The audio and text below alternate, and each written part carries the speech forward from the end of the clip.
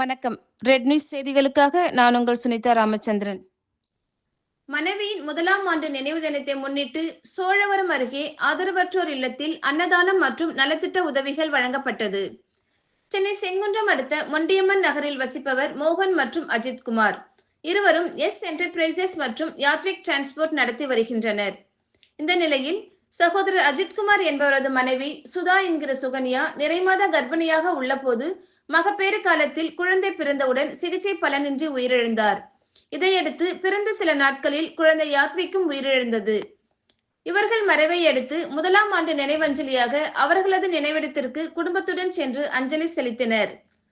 அதனைத் தொடர்ந்து சோழவரம் அருகே உள்ள அன்னை சாரதா ஆதரவற்றோர் இல்லத்தில் உள்ள 100க்கும் மேற்பட்ட ஆதரவற்ற குழந்தைகள் முதியவர்களுக்கு புத்தாடைகள் மற்றும் மதிய உணவை வழங்கினர். இதில் எம் மோகன், எம் அஜித்குமார், மகாதேவி மற்றும் குடும்பத்தினர், நண்பர்கள் திரளாக கலந்து கொண்டனர்.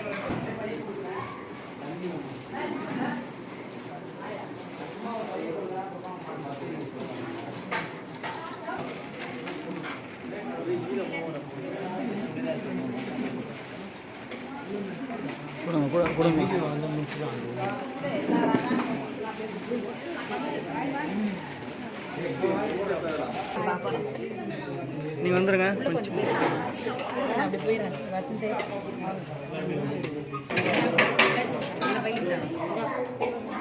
பப்ளு வா வெங்காயம் சரி வை மகா.